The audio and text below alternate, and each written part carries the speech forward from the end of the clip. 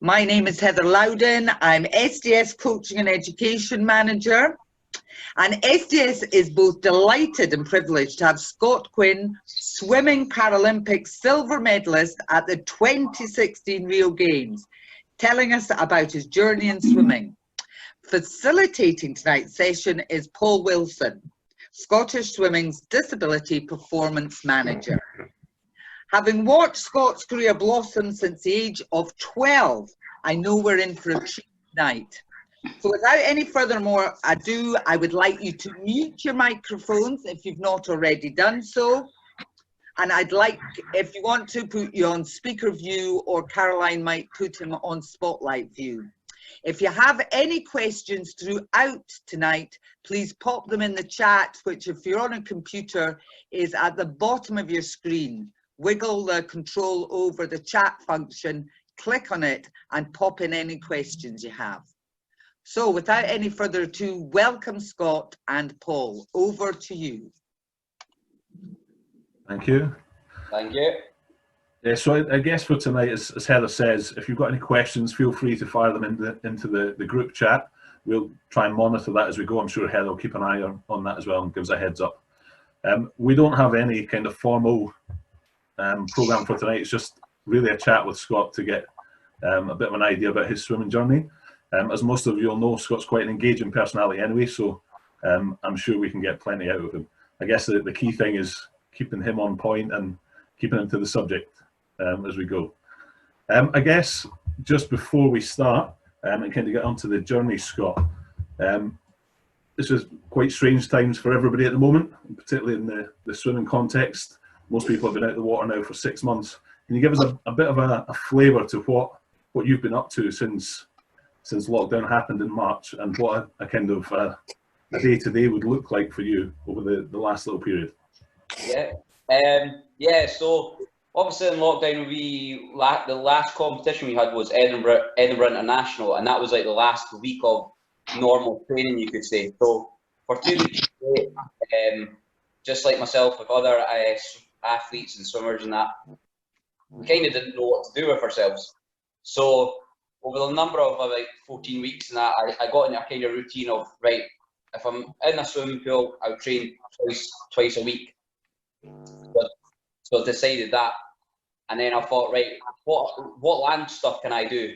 So like I would start my week from Sunday to Saturday, and I would plan out in the week what I'd do. So I'd get up, I'd have my Zoom sessions with my S&C coach in University of Stirling Monday, Wednesday, Fridays, and then on Tuesday, Thursday mornings I would have Zoom 40 minutes out workout sessions with Scottish Women and my S&C coach Neil Shanks, and then on top of that I'd go out of my way and maybe jump out on my cycle bike, and I'd cycle kind of, you could say, all over the place just to break up the day for myself. But I was kind of that typical athlete, couldn't sit still, just do nothing. So I was constantly on the go. So working it out, I was doing land training stuff. I was doing between 20 to 30 land training sessions in a week, just so I could keep myself fit, mentally keep myself mentally focused as well, because obviously like everyone was going through that kind of mindset frame of, oh, what do I do, I'm bored. So I just kept myself fit and ticking over, or doing anything that I could possible. Good. I know in the quick chat we were having before with Heather, you said during the last little while you found yourself doing between 20 and 30 sessions a week, so definitely keeping yourself pretty busy. Yeah, pretty much so. And I think if I didn't have that would have been a breaking point. If I didn't have that kind of structure routine put in place, then it might have been a different story. I might have got lazy. I don't believe that. And I guess then you've been one of the fortunate few. We've got about 50 athletes across Scotland at the moment that are back in the water, including Olympic swimmers, Paralympic swimmers, and divers. How's it been getting back in? Can you tell us a little bit about the process of getting back in and what that looks like for you? The process has been very good going back in. Like, obviously there was a bit of frustration there, knowing what list, like the list is out, so what people are the priorities and who's on the next list. So it was just a waiting game for about a week, and once Stirling got their pool open, I was invited to go and train up in Stirling, one session a day for an hour and a half. So we had that kind of routine. You turn up about 9 o'clock, 10 to 9 for 9 o'clock to get in the building. You walk in the building, you go to the box that you're allocated where your lane is, and you've got no one around you. So that was quite something different, not just walking around the pool side and doing pre-pool or anything like that. So everything had to, like, pre-pool had to be done at home, and then you just turned up to the pool. And then whoever's coaching, so lucky enough in Stirling, they split the pool in half, and they put the boom in the middle. So you had like me, Craig Benson, and Ross Murdoch and Daniel Huskisson in one side of the pool, and then you had the other group on the other side. So I got to go up to Stirling for 2 weeks, and now 2 weeks now, Edinburgh Uni have opened their performance pool. So being back in with them, and their procedure is pretty much the same, but they do it as like whoever's in lane 1, they enter the building first down to like lane 6, and then you do the same procedure, temperature checked, you get asked questions every day. Do you have a temperature? Do you have you had a loss of taste? And then you just walk back in, and then you go to your box, and then you go to your lane. So it's been good to get back in the water, but I've been feeling the frustration for swimming clubs mostly, and like coaches and even staff members like managers and lifeguards. They're getting frustrated because they can't get back on the pool side to do their job. Yeah, and I guess we said before, this was very much a getting the first group back in the water to then get clubs back in and have some policy and procedures to follow. There's quite a few swimmers on the call at the moment. Can you just give them a bit of a confidence boost of it? How have you felt when you got back in the water? Do you feel like you've been out of the water for 6 months? To be honest, the first week felt like I'd been out of the water for 6 months. The first session back, I can say for swimmers, is don't expect anything massive.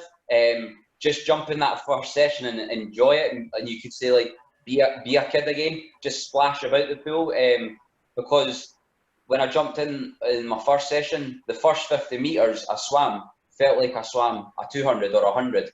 It felt so long and so weird.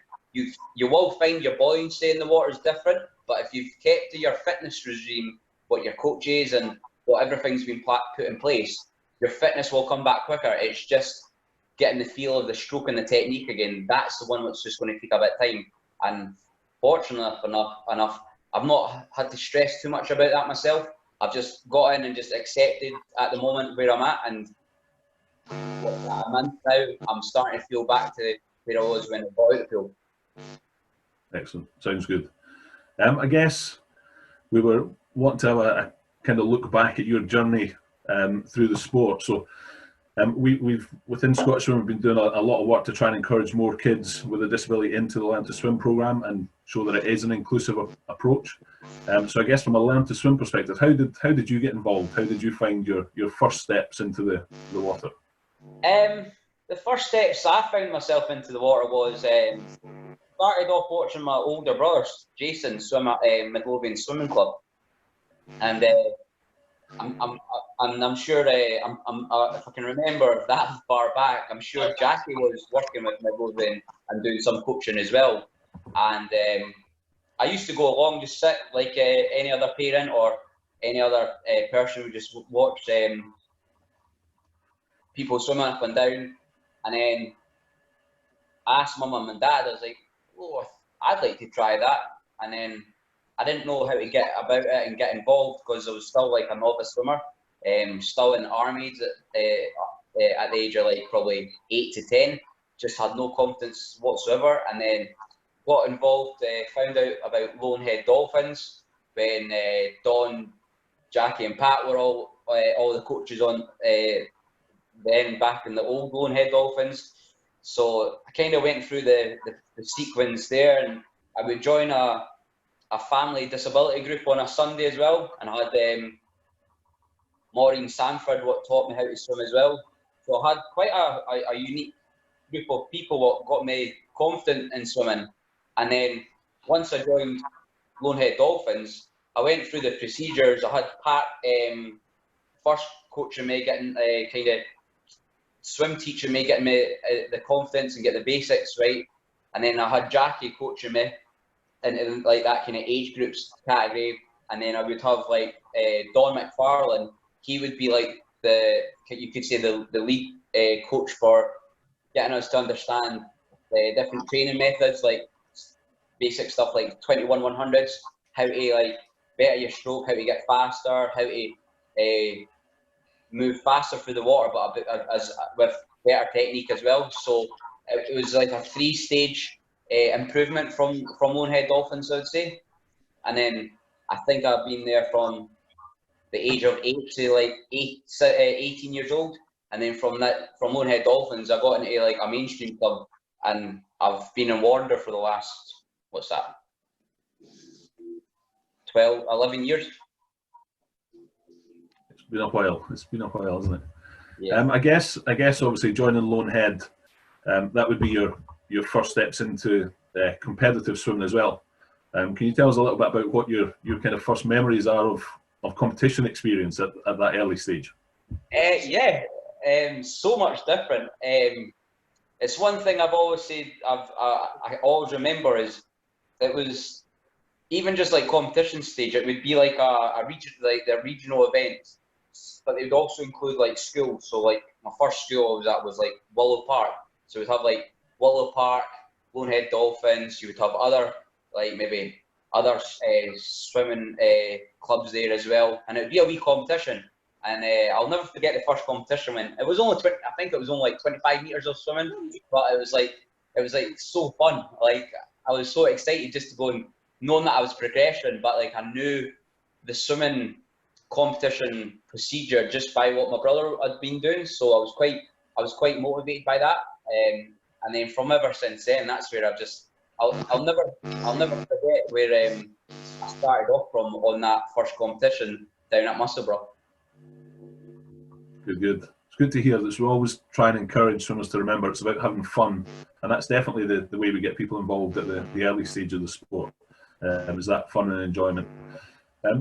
We'll come back to, you mentioned a few coaches there, we'll come back to talk about them in a little bit, but you mentioned about transitioning from, or moving from Lonehead to Warrender Baths. I know that first session, myself and Don came along and watched you and James Clegg get in the water. I think you were 18, I think James was maybe 15 at the time. 15, something like that.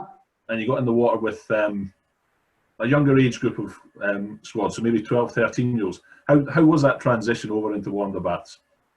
That transition, I'll be honest, it felt like hell. It was so challenging because that first trial session we had, like me and James, like from doing like 2 sessions a week, then doing an intensity and training volume what mainstream club were doing.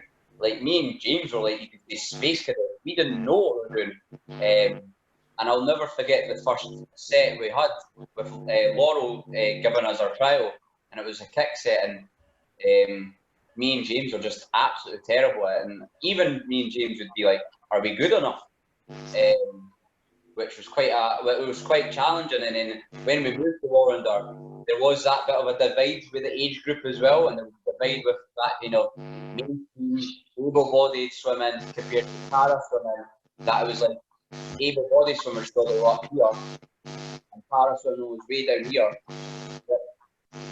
But it was still challenging because they didn't have many para swimmers in mainstream clubs at the time. So I think they only had, like, at the time with Warrender, it was like another ex-swimmer, Sean Fraser. So that was very challenging, and even that age gap, that age group guys, they could do things quicker than what me and James could do. So we were like almost like the age groups of starting off.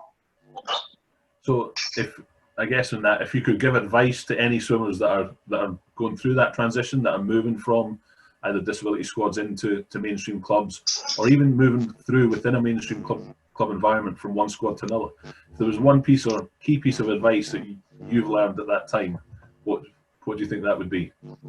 The one piece of advice I'd probably say would be have confidence, but give it time. like.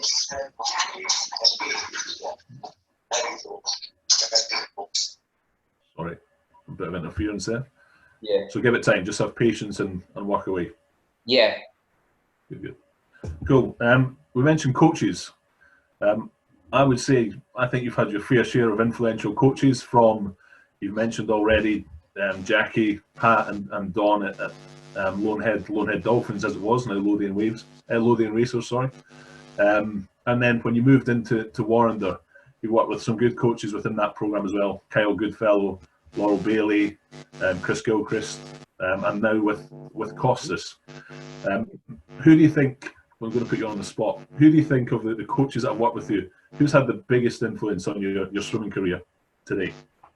The biggest influence I would say it would have to still be like Don, Jack and Pat. Because I'll never forget doing my classification, going through my classification, and I had to do my IQ test. And I'll never forget, it was Jackie what got told my parents about how to get the procedure and get the ball rolling. And then probably more so over the last 10 years, like I've got a good relationship with Don, because like I always phone him for advice on stuff. And yeah, he's like retired as a coach, and but he's not just became a coach, he's been, like, you could say, like a close friend of the family now as well. Like if I'm not sure about anything, like Don's the first person I'll pick up the phone and say, Don, I need some advice, or can you give me a bit of support in here if I'm doing the right decision? So those three are still, I would say, the most important, because that's where my grassroots level started. Yeah, I've had different coaches when being in Warrender. Had Kyle, who was a breaststroker. I've had Laurel. Laurel was the first coach I actually had in Warrender when I joined the age group for a few weeks, and then she took the head coach job. So I had Laurel, and then I went through Kyle back to Laurel, and then just in 2012 when Chris retired after trials, missed at the Olympic trials, sorry. I had him for a good 4 years, and that relationship was a bit ropey to start with. I'm not going to lie. Like, we would bang our heads against a brick wall against each other, and we'd have different debates. But that was more Chris trying to understand me, and I'm trying to understand Chris, whereas he didn't quite understand the learning side of it. Of like, he was expecting me as a mainstream swimmer to be like whatever I tell you need to get done, whereas I'm sometimes like, well, no, my brain's not as sharp as a mainstream swimmer, but I need a bit more support. And then over the last 4 years, it's been with Costas, and he's been a bit, you could say it's been a bit of a challenge there for him, trying to understand me as a disability, because he's Greek and it's his culture. So he's like you could say, shut up and get on with it. But we've always had a joke, whereas if I do something wrong, it's nothing against me or offends me or anything like that. If I make a mistake, he use quotes like, "Oh, idiot, what are you doing?" Like, he would use that wee buzzword. So if I know I've made a mistake, then I'm like, "Oh, right, what an idiot. How do I improve that?" But Don, Jackie and Pat are still the first three coaches I always say as my ones what I always go to for advice and support. Cool. There's a couple of things just in the chat box popped up. So Richard Sen, just giving again a bit of a tribute to Don as well. One of the best ever para swimming coaches in Scotland. Wonderful tribute, Scott. And Lynn Glenn's just asked, do you think there's anything that would have made your move from Lonehead Dolphins to Warrender Swimming Club easier? I think that one move probably would have been more easier, rather than just jumping straight away. Maybe did a more of a smoother transition. So maybe instead of jumping doing 5 sessions with Warrender, maybe build that from then I joined in February. Maybe still do 3 sessions with Warrender, but maybe still do my 2 sessions with Lonehead Dolphins at the time, and progressed it that way. I think there could have been different ways I could have maybe went about it, but at the time, every session in that club was a learning process as well. And I hope if other swimmers go into a mainstream club, then they stick to their own club to start with, and then build it through. If it was like February time, you stick with your own club until the summer, and then slowly make a transition rather than just maybe automatically like, right, I'll move in 2 years later. Yeah, I think so. A great point, that transition and just gradually progressing over rather than making that big jump. We've got a couple of things through from Katie Peake. I noticed Katie and Carol just asking a couple of questions in there. So I'll ask you one of those. They've asked who or what has been your biggest inspiration. I know we spoke about the coaches. But outside of the coaching fraternity, who or what's been your biggest inspiration in the sport? I've always said that it's not because they're on this Zoom session or anything, but I always remember Jim Anderson was a big inspirational for me, because obviously Jim went to Sydney and then beyond, he was at Paralympics before that, but I remember mostly like Sydney 2000 and Athens 2004, especially in Athens more. I remember seeing Jim preparing for Paralympics. And at the time, me being that young, still learning how to like develop my strokes and become a better swimmer for kind of the life aspects of the swimming. And I'll never forget me just paddling on poolside, just watching Jim swim up and down on his, like, he was either doing freestyle or backstroke because he swims freestyle on his back. But I've always said that Jim's been the inspirational for me, because he's kind of that local guy.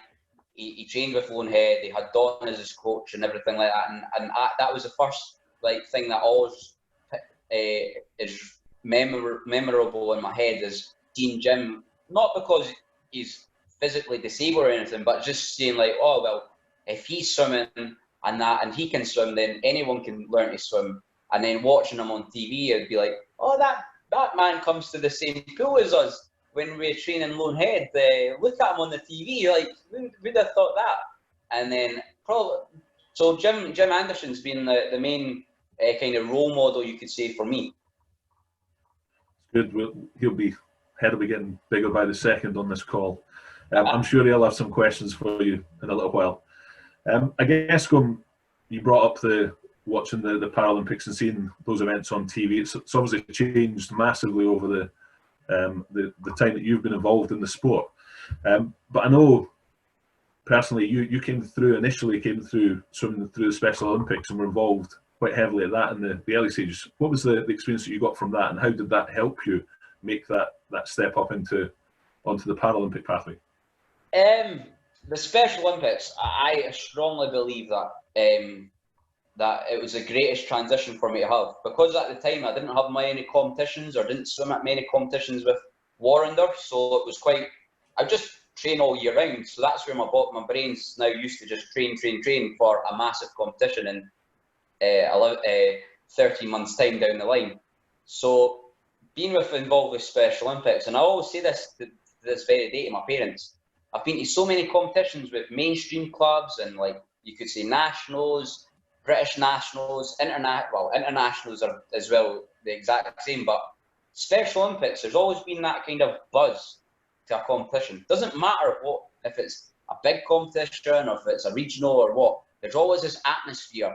And that's one thing I really missed about Special Olympics, is there was always fun atmosphere. It didn't matter if you won or what, there was always people like cheering each other on, and there was always kind of, like, you could say, enjoyment really out of a competition. And I'll never forget going to Spain in 2008 with Ian Yarrow, Mark Meadows, David Ferguson.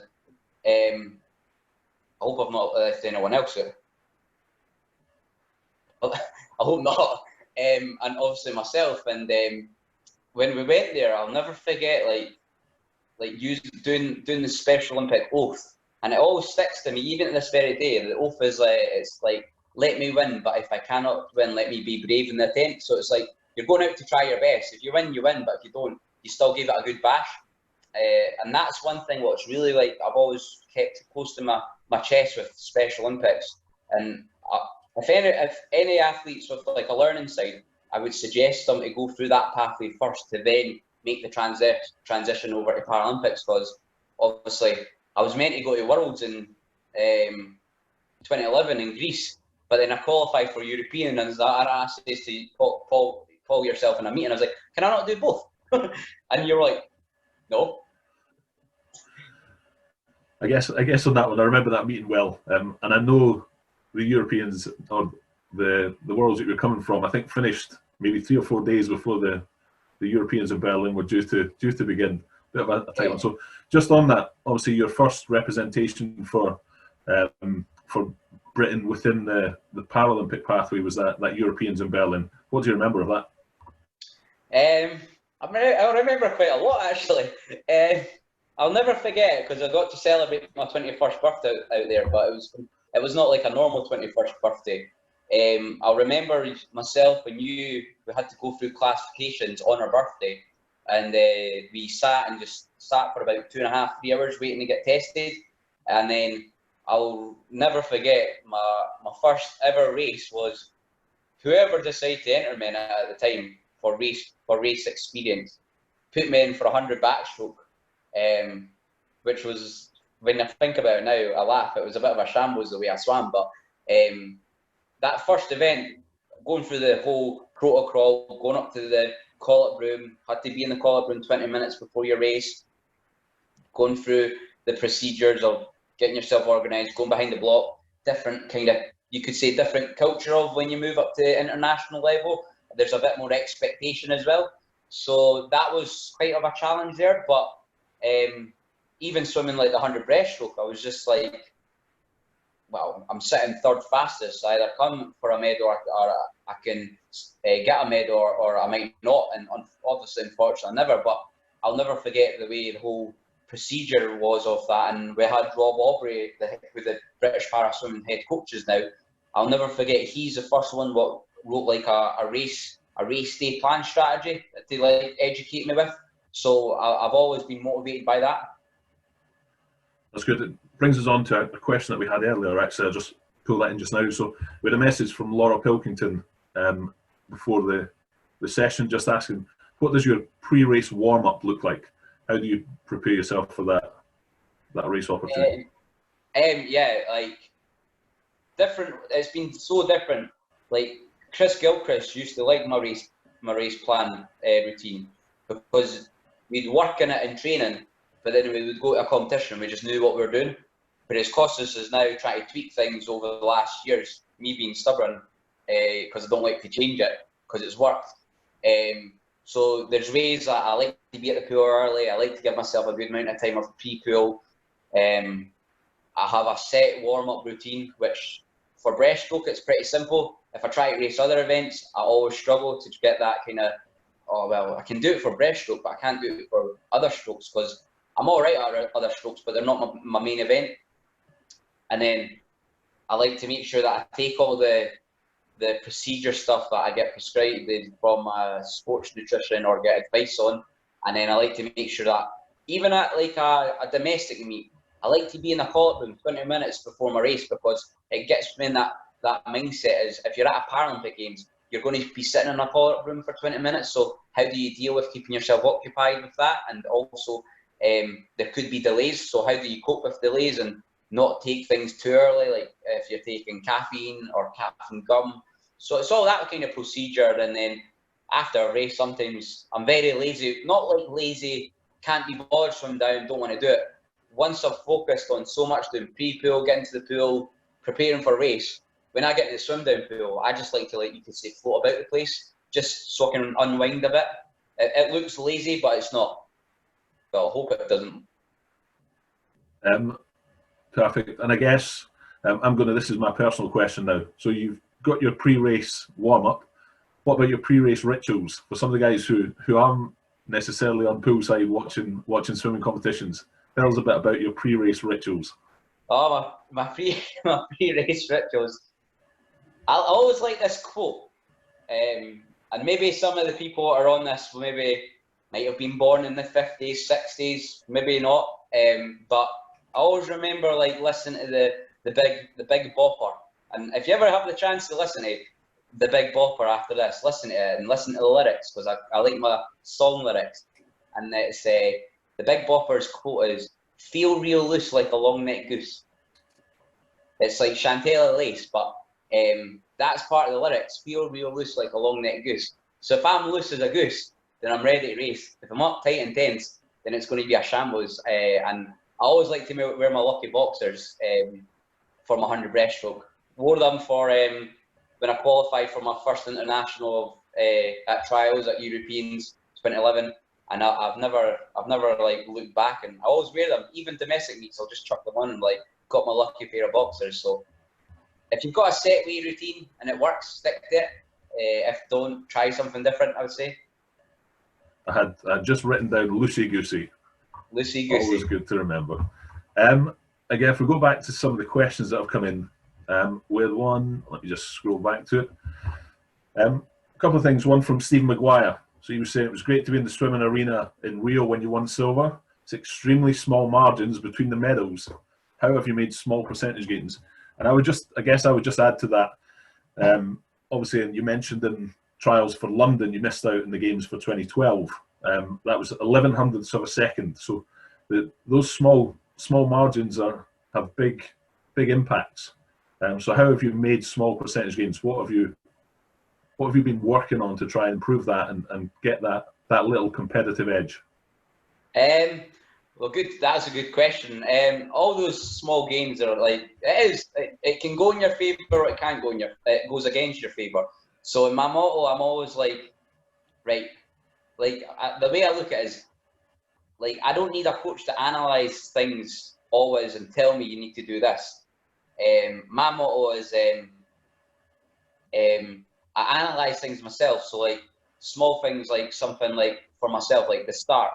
I'm not the biggest guy. I get absolutely spanked on the start from like all the big guys. So then I'm like, right, where's my strengths and where's their weaknesses? And that's where I analyse things like that. And in training, I get grilled at every time, like, we need to do this. So all those small margining gains. So I think when I had Chris Gilchrist as my coach, the key one was him with me was like, say, like timing, for instance. The way I would swim a race with him would be nothing. My brain wouldn't even tell me, just get on the block and swim down to the other end as fast as you can. And then he was like, right, Scott, let's pull it back. This is what we need to do. This is how we're going to work it and try and fix it. And over the last 4 years leading to Rio, that's where it really caught on. And I think that's where, like, for me, being the late developer in the sport is I've been that age group swimmer from 18 to 26, 28, you could say 26, 21 to like 26, because obviously I didn't go through the age group gap swimming structure. I went through all that structure through my 20s. So now I'm almost coming out my teens into my early 20s now, where all those wee small gains that I'm making are starting to come in place now. Yeah, well, that's good. I'm just trying to scroll through some of the group chat to see if there's anything else I can pick up. There's a couple of questions there that I'll come back to. Mm-hmm. I guess for me, we talk about our athletes, about trying to make them robust and overcoming diversity. And obviously, London, you missed out by 1100ths of a second. How did you bounce back from that? What did you take from that, and how's that made you a better swimmer, do you think? The thing I really took from it was really quite, I'm not going to lie, it was quite hard, like you could say quite heartbreaking, because it was like 1100ths of a second, whereas like I know other athletes missed out on the qualifying, but I didn't really know the whole procedure, why like they've been selected and everything, and all that as well. So when I missed out, I went for a big bad patch, and I just couldn't I couldn't get my head around it, and it was a big challenge for me. And like I would turn up to training and that, and sometimes like emails about, like, obviously the previous performance director, head coach from British Swimming was like, "Oh, you're not this, you're not ranked in the world enough, you're not this. I don't think," meaning like, I don't think you're good enough. And then I was like, one day in this training, I did have doubts, like maybe I'm not good enough, and I just got to the pool and just didn't do any training after it. And until I got like a kick up the butt, and I can remember I spoke to Don about it, and he basically gave me a good, like you could say, a kick up the butt for it as well. And then I was like, I had British Summer Championships that year. And then from that whole year wrong, I was like, you know what? Screw it. I'm going to prove you wrong. Prove you people wrong what doubted me. And then I think it was British Summer Champs where it was the first time I broke a British record. And then I think before we went London Paralympic Games, it shot me up like almost to like #1 in the world or something like that straight after it. So that gave me a good confidence boost to be like, no, well, I'm up there. I've proved a point. It's going to take some time, so I've got 4 years to knuckle down and get my head in the game. Well, good advice. It's about that patience and keep working away and working at your trade. But I also remember that trials, Paul. Like most athletes would have like just after not qualifying, would have just went away home, sulked, not been happy, and just hit straight up the road that same night. And I'll never forget that night because it was like, obviously it was heartache for me, but the next day I went on poolside and watched Andrew swim his 50 butterfly, and he hit the qualifying time, which was so motivating to watch. And then watching James Clegg at the Paralympic Games when he got selected, watching James Clegg, I was going training that night, and then I watched James to get a bronze medal out of nowhere, just came out of the blue, just like looked like he was nowhere in the race, and he suddenly, boom, bronze medal. Oh, that was James. Went to Lonehead Dolphins, went to Warrender with me, swam under Matt Trodden for less than 18 months. And then look what came out of that for him. Yeah, it was all great stuff, and I guess it's a little bit of that keep working away. And I remember James's race really well. Like you say, he's in about 5th place coming into the world. Still not sure how he got 4th, never mind 3rd. Exactly. We've got a quick comment here from Mark Gaffney. He said, the 2 things that got me out of my seat and screaming the most when watching sport have been your silver medal in Rio and Hibs winning the Scottish Cup. Sensational stuff. How did the last chase up the pool feel? And to miss out by such a small margin, what were you feeling when that happened? And what were you thinking afterwards?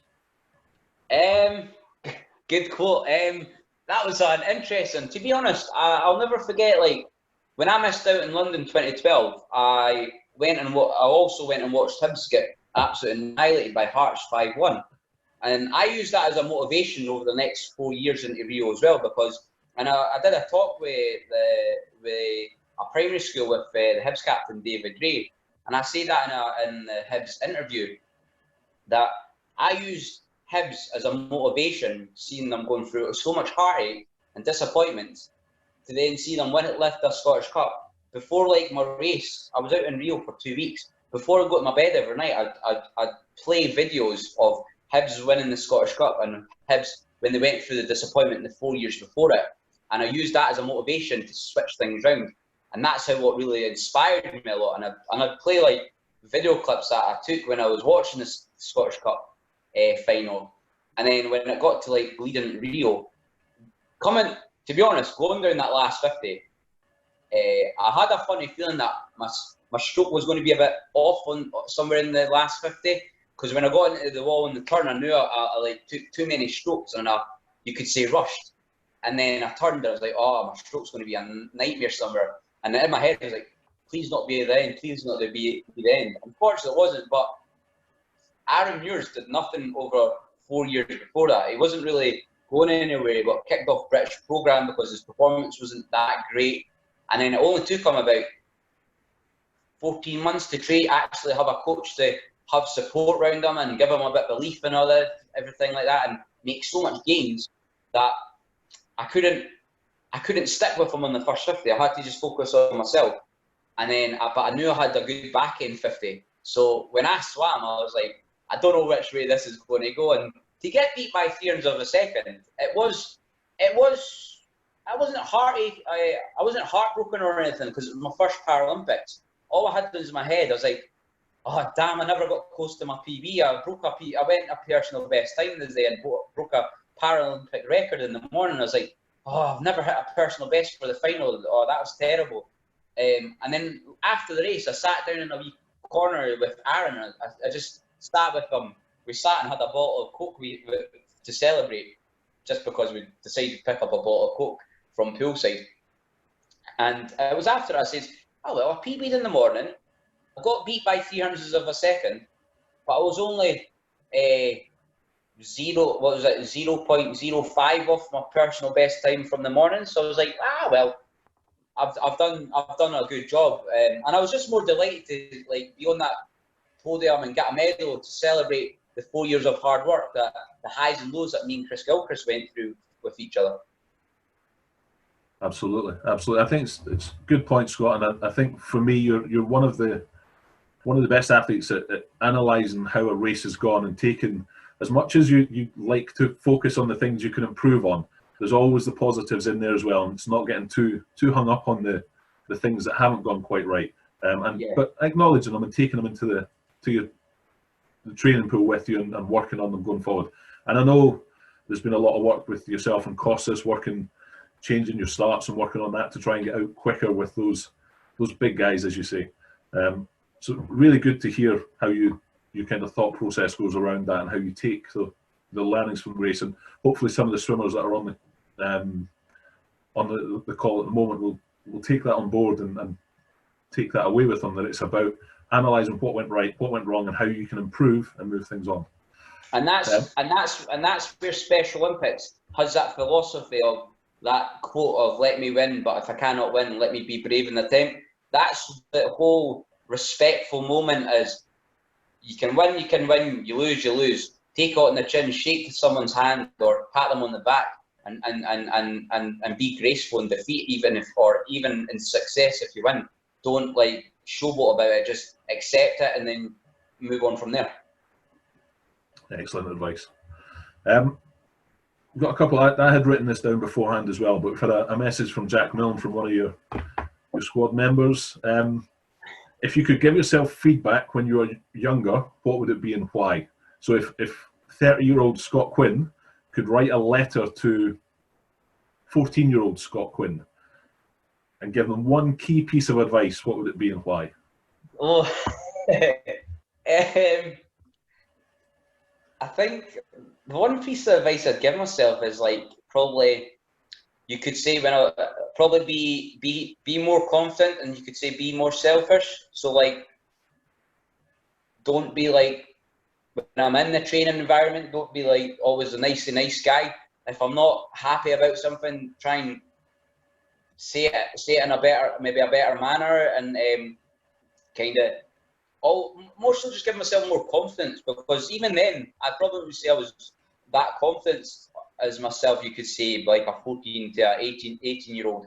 I was quite, you could say, that kind of wee guy in the corner, just like get on with it and that's it. So I probably could have been a bit more vocal at that stage, I'd say. All right, Heather's given me a 5 minutes to close warning. So okay. A quick one with Richard Brickley asked earlier around family. Now I know you obviously have massive support from mum and dad. How important has family been for you in terms of your progress from those early days when you were down at the pool watching your brother in the water through to now? Oh, family for me has been like the number one support. Is like my parents. They've never been pushy to me, but they've always tried to educate me from right from wrong and wrong from right, and always say to me, if you make a wrong decision, you have to learn from going down that pathway and make mistakes, because it only makes you better. But my parents have never been pushy, and even to this very day, they still support me at the age of 30. Still support me with things like, I needed a lift to get up to Stirling because I'm not eligible to drive. I asked my mum, do you mind doing that for me? She's like, no, not at all. I don't mind that. It gets me out of the house and everything like that. So for me, having my parents being supportive but not pushy, like some parents can be pushy, what I've witnessed over the years in the sport, they've been a real credit for me to where I've got to as well. And them going to competitions, they love it as well. Not as much as me as well. They just love it so much. Yeah, I can regularly see a very nervous parents, normally accompanied by Don McFarlane as well, actually on deck at those major championships. Yes. Heather, when you say we've got 2 minutes, have we got time for some asked questions, or are we? No, not tonight. So it looks like we're just about up, Scott. Is there any other quick questions that come in? Or are we ready to finish, Heather? I would just like to ask Shannon's question. How long have you been swimming for? Oof. You could almost say about, what's that, 20 years? 20 years. Very good. And when did you start winning your medals? Oh, probably regional events, probably like 2000, and then more so like from 2006 onwards. But international was 2014. That was in Eindhoven at Europeans, which was quite a good meet. So it's been a long time now to think that far back. 20 years, it's a long time. Paul, anything that you want to round off with, and then I'll ask Scott. No, I don't think so. I think having known Scott for a number of years now, I think started really working with Scott back in 2006, and then was involved in that transition from Lonehead into Warrenders. We've seen a massive change in Scott over the years, and definitely his understanding of the sport, as you've all heard from the chat tonight. He's a scholar of the sport. He remembers dates competitions where he was. He remembers other people's competitions where they were. A real scholar of the sport. He knows the sport inside out, and it's been a pleasure working with him over the years. Hope we can get a few more Scott Quins coming through the system pretty soon. I hope so too. Final words, you, Scott. Anything you want to add? No, I've actually really enjoyed this talk tonight. Obviously, like for me, next year's still the focus with Paralympics, but obviously for me as an athlete, I'm getting older, but I still believe I've got another 3-4 years in me, so hopefully I can carry on until I'm about 34, maybe go to Paris. But I've really enjoyed this talk tonight. It's actually made me think back a lot of what I have achieved in this sport and what stuff I've kind of went through and achieved and maybe not achieved. And it was like today I was giving a talk to a bunch of children between 6 and 12, and even doing a talk with them, I realised, I have actually done a lot over the last 10 years at least in this sport. But I've enjoyed it. Well, all I can say is a huge thank you. You certainly have achieved a lot over your 20-year career, I think, and one so young. So you really have. I think tonight, just thank you both very much, Paul, and especially you, Scott, for a truly honest and positive account. And it's been such a refreshing evening. And I think you truly are a role model. And I think the things that we're all going to take away, you've certainly shared a lot of your learnings about patience and resilience. So just thank you very much indeed. Well done.